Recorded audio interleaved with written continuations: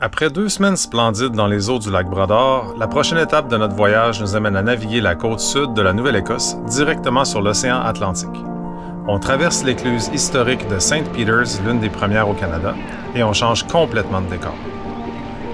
Même si on reste le long de la côte et qu'on n'a pas l'intention de le traverser, c'est impressionnant et un peu intimidant de naviguer sur un océan ouvert, de regarder vers le large et de se dire que la prochaine terre dans cette direction-là, c'est l'Europe ou l'Afrique. On se lance aussi dans l'inconnu. Cette partie-là de la Nouvelle-Écosse, c'est très sauvage, puis on ne sait pas trop à quoi s'attendre des conditions de mer et des mouillages qu'on va rencontrer. On y a découvert des paysages magnifiques où on était seul au monde, parfait pour prendre des pauses entre des navigations plus costaudes sur l'océan, sur notre route vers Halifax.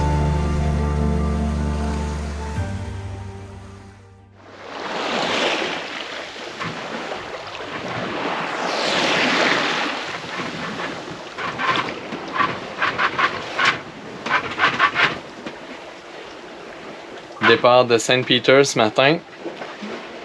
On s'en va vers Halifax. On fait des petits bouts à tous les jours. Super beau vent, relax. Il fait chaud, il fait beau. On espère que ça reste comme ça toute la journée. Mais les conditions parfaites qu'on avait au départ n'ont pas duré.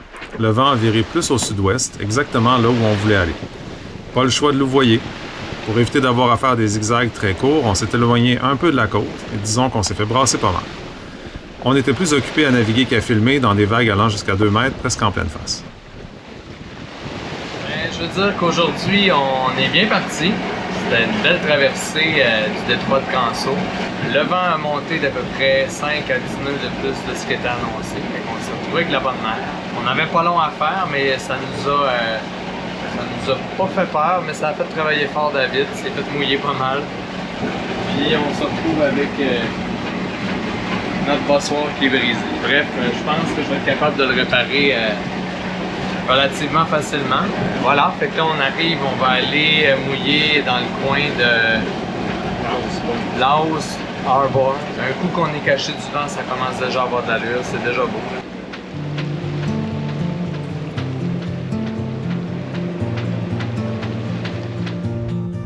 Pour se cacher du vent, on a fait un bon bout dans un chenal entre les îlets jusqu'à notre mouillage. Au départ, on avait prévu de se rendre plus loin, mais avec les conditions en mer, on était très heureux de jeter l'ancre dans une baie sauvage et bien protégée à Laos Harbor.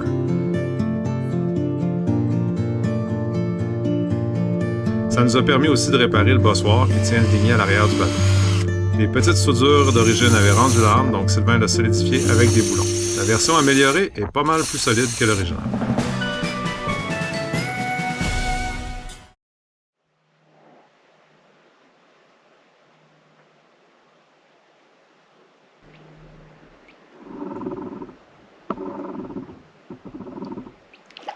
Bon matin, c'est super tranquille aujourd'hui. Après 2 jours de quand même gros vent. Ce matin, on part de Liscombe Harbor. Non, pas pantoute, c'est là qu'on s'en va. Aujourd'hui, on part pour Liscombe Harbor. Comme vous pouvez voir, ça n'a pas l'air parti pour être une journée de voile, là, probablement du moteur. Mais la direction où on s'en va, c'est exactement d'où viennent les vents dominants au sud-ouest. Donc quand on a des fenêtres où les vents sont plus calmes, on en profite pour avancer vers Halifax. C'est toujours moins le fun de faire du moteur que faire de la voile, mais partir relativement tôt le matin comme ça, quand c'est super calme partout, disons qu'il y a des pires décors dans lesquels se réveiller le matin.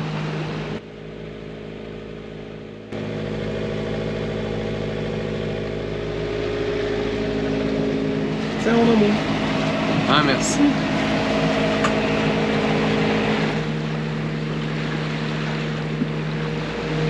On arrive près de notre ancrage à Liscombe, qui se trouve être dans une rivière. Ça a été une journée à moteur aujourd'hui. On a les voiles qui ont servi un peu pour faire du moteur voile. Principalement une décoration présentement. On va regarder comment les vents se comportent dans les prochains jours côté prévision. Il y a un front froid qui arrive dans 2 jours avec des gros vents. On va être certain d'être protégé. Donc c'est possible qu'on reste ici quelques jours.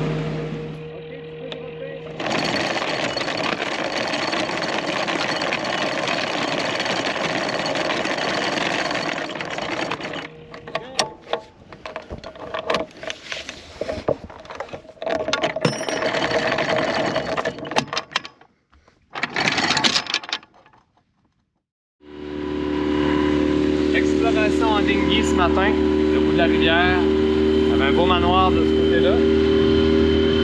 bord, faut le dire vite. Par en avant, les Kinstry.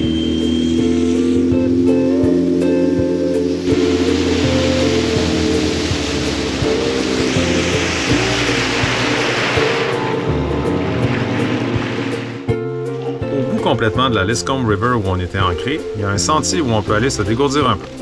Le sentier lui-même manquait un peu d'amour, mais la rivière et la forêt valent vraiment le détour.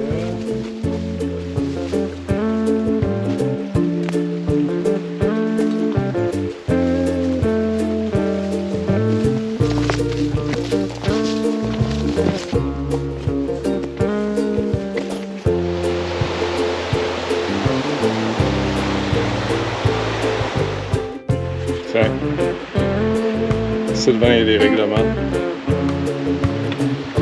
On aura été témoins.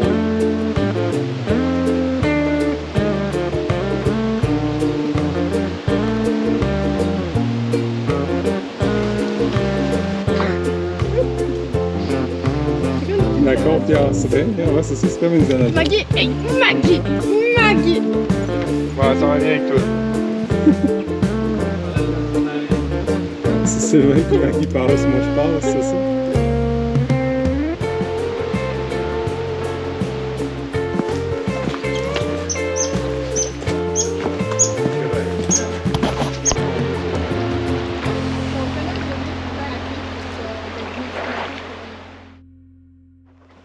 Depuis 3 jours, on est à Liscombe River pour attendre que le front froid puisse passer. En attendant, dans les journées de pluie ou un petit peu plus grises ou venteuses comme aujourd'hui, ben, on passe notre temps relax, à lire, à dormir, à écouter des séries Netflix, puis aussi tenter des recettes. David, tantôt, a effoiré des tortillas. Il nous restait un reste de porc haché, un avocat qui est mûr, fait que je nous fais des tacos maison ce soir. Good, merci, ça va être bon. Excellent. Ça fait du bien, des bonnes bouffes quand on a du moins bon temps, puis c'est cool, merci David. Il arrive parfois qu'on a à manger des fronts froids, comme on dit. Aujourd'hui, c'en est un bon, avec des vents forts qui lèvent 20-25 nœuds pendant un bon 15-20 minutes. Ensuite, ça se stabilise un peu, mais on fait quand même un bout pour bout sur notre ancre, donc c'est toujours inquiétant de savoir si ça va tenir le coup ou pas. Mais on est allé dehors, David et moi, puis vérifier, puis tout est beau. On va pouvoir retourner écouter nos séries, puis attendre que ça baisse un peu pour aller se coucher. Bon matin, aujourd'hui on fait une navigation de Liscombe River jusqu'à Wolfe Island, si tout va bien. On a notre bon vent après le front froid. Navigation d'à peu près une quarantaine de milles nautiques avec un magnifique lever de soleil.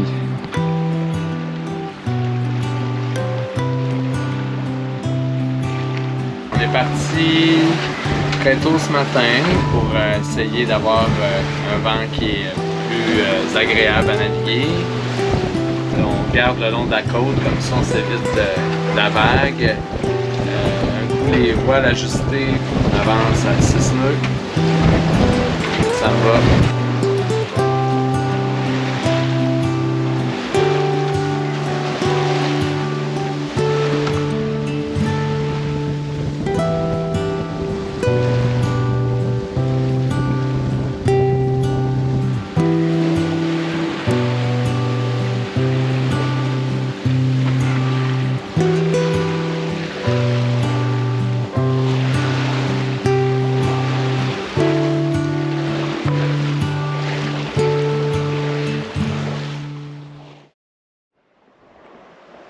Ah, je vois un Sylvain.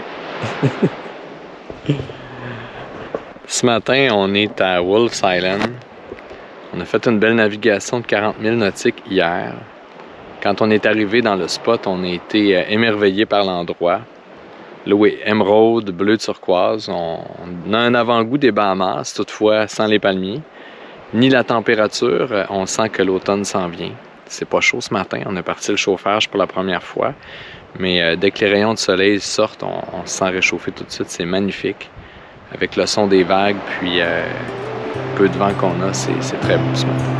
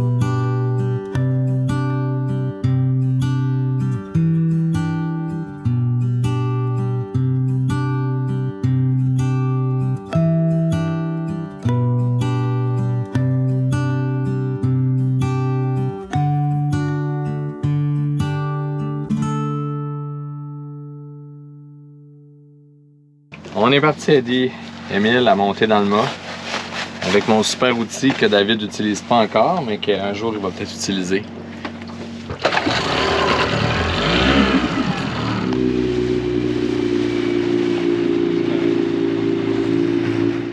Pareil ici. Ça y va quand même tranquillement.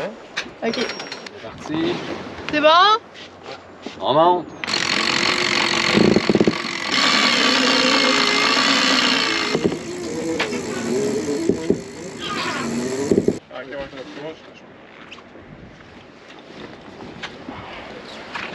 Puis les pêcheurs. Après-midi de pêche inattendu. Ben avant midi, tellement. Avant midi, ça n'a pas été long. On est sorti, je sais pas combien de livres encore, on va les peser. On a pris nos quotas, on a 5 chaque. Ouais. La pêche ferme à la fête du travail, on est correct. Fait que, vraiment cool, le pêcher à morue, ça se pêche bien. Ouais. Puis on remplit nos congélateurs. On va aller arranger ça. Parfait. On va avoir de la bouffe pour un bout. Exactement. Ouais. C'est vraiment le fun.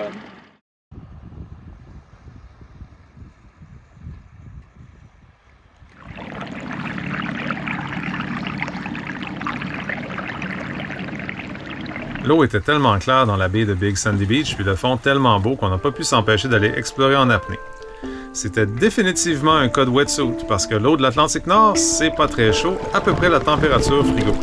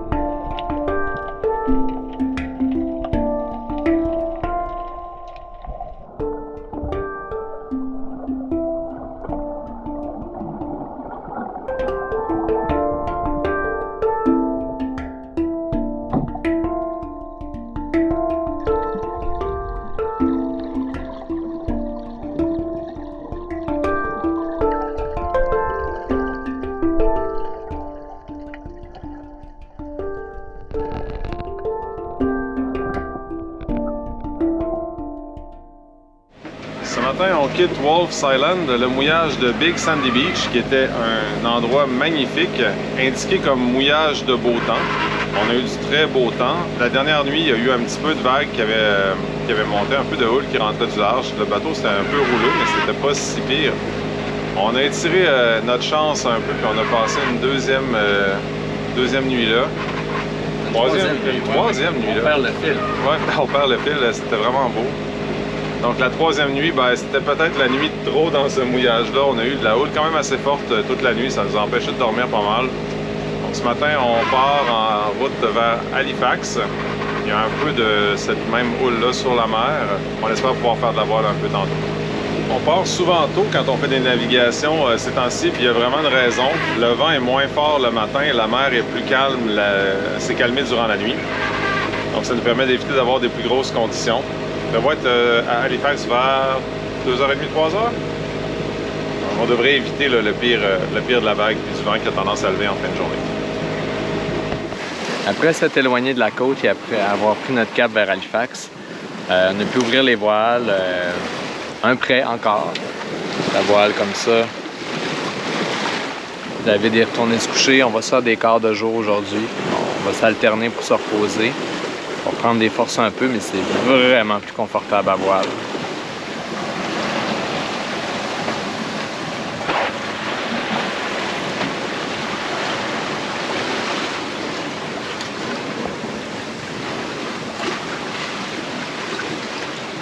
Les conditions de mer sur l'océan, c'est différent de sur des lacs ou sur des rivières comme au Saguenay. Puis même dans le fleuve, on a rarement eu des conditions océaniques comme ça. Là, on est vraiment dans l'Atlantique, près de la côte, mais quand même, c'est l'océan Atlantique qu'on navigue.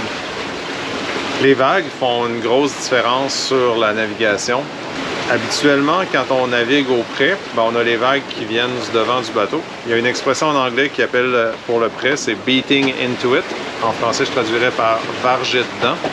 Aujourd'hui, on a un combo qu'on n'avait pas vu encore. On a des vagues qui viennent du travers ou juste un peu derrière le travers. Donc, on surfe un peu, mais le vent vient en avant du travers au près. Donc, on a les avantages du près, la stabilité du bateau, puis la vitesse, sans nécessairement avoir les désavantages du près, comme les vagues qui nous rentrent dedans. Ça avance vite.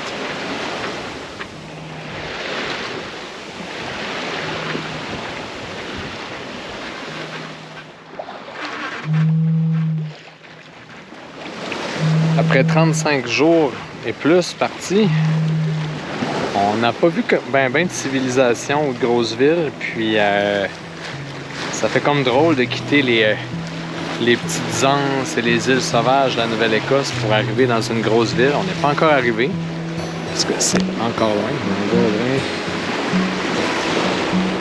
vers Halifax, les gros bateaux de croisière.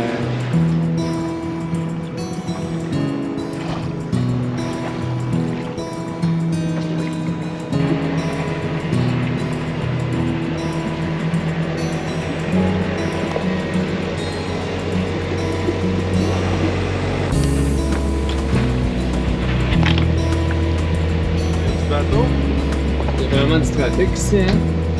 C'est plein partout. Je n'avais pas arrivé de nuit. Ah non, vraiment pas.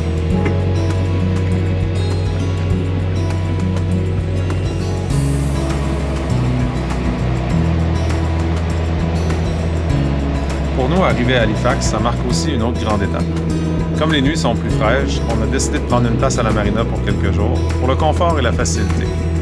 Pouvoir prendre des douches chaudes, partir la chaufferette, s'éviter des allers-retours au bord en déni un petit peu humide. C'est l'occasion de s'arrêter quelques jours, de ravitailler le bateau, puis de découvrir une très belle ville. On vous montre tout ça dans le prochain épisode où on navigue aussi la partie sud de la côte de la Nouvelle-Écosse en passant par la légendaire ville de Lunenburg.